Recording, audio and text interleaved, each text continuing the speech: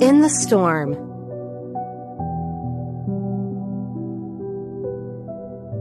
Min looked proudly at the Mark 10 he had earned at school. He wanted to show Dad. Mom, why has Dad not come home? He asked. Min's dad was a fisherman. When the fishing boat went out, Dad and the other fishermen went with it. They were away from their homes in the sea village of Kanhoa for 1 to 2 months at a time. They fished in the East Sea among the Truong Sa Islands.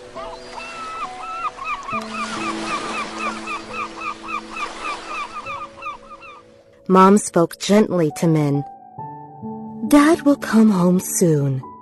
We have to be patient. Dad and the crew were fishing near Truong Sa Island. They caught a lot of fish, so they were all happy. It was almost time for the boat to return home.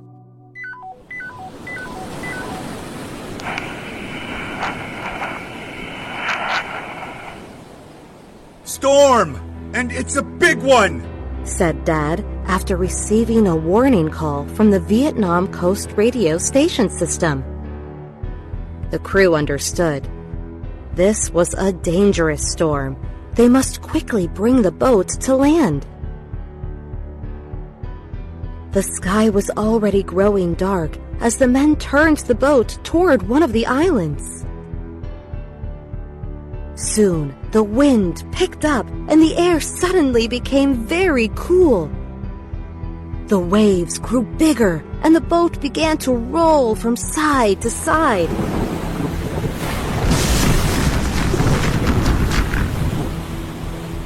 As the crew struggled to hold the boat on course, the storm grew even fiercer.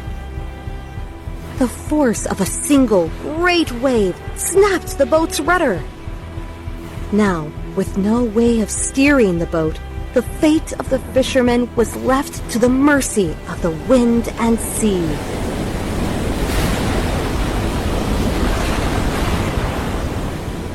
Strong winds drove the boat through the darkness. The waves of the sea stood high and threw themselves over the bow. To the men, it seemed as though an angry sky and sea raged together against the little boat that provided their only shelter. Min's dad and the others worked frantically to bail the water from the boat to prevent it from sinking. But the sea poured in faster than the men could pour it back out. Suddenly, a fierce wave rose and crashed against the boat, causing a big crack on its starboard side. Oh my God! Oh my God! It was about to sink.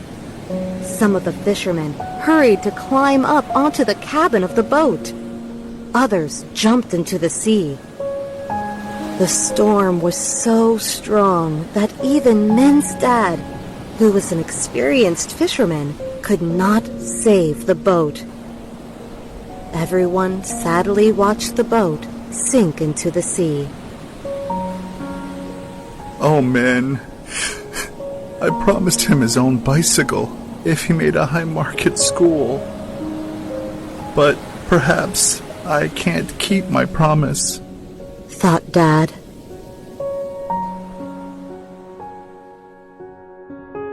After hours floating in the tempest-tossed sea, the men were hungry and thirsty. Some of them were injured, and most were exhausted from battling the waves. A rescue boat was their only hope. Time was running out.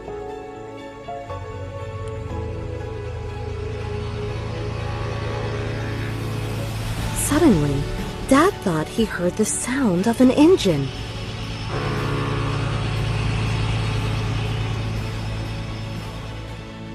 As the ship came into view, he could see the flag of Vietnam flying. We're saved! Dad cried to the others. The Truong Sa seamen had arrived. The fishermen's urgent cries for help were answered by the approach of a rescue ship. Help! Help! Help! The ship was equipped with ropes and life preservers. The Truong Sa seamen pulled the fishermen, one by one, from the angry waves. They did not stop until every fisherman had been saved.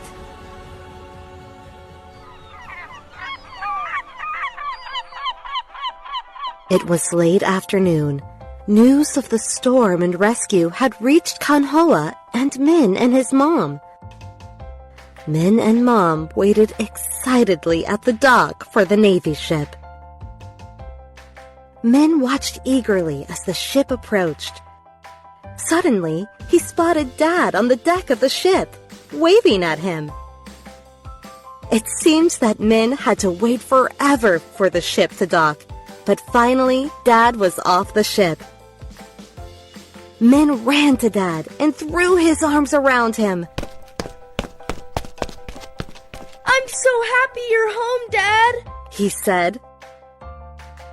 Thanks to these brave seamen, Laughed Dad, nodding toward the uniformed men also coming off the ship. if it hadn't been for the Truong Sa seamen, I could not have come home. Min stepped toward a seaman standing nearby and said, thank you for saving my dad's life. Smiling, the seaman replied, You're welcome, little boy. It's our job to protect Vietnam's islands from bad people and to keep Vietnamese people safe. I want to be a seaman too. I want to help keep Vietnam's people safe. said Min. The seaman smiled and said, Oh, little boy, I believe that one day you will become a brave, strong seaman.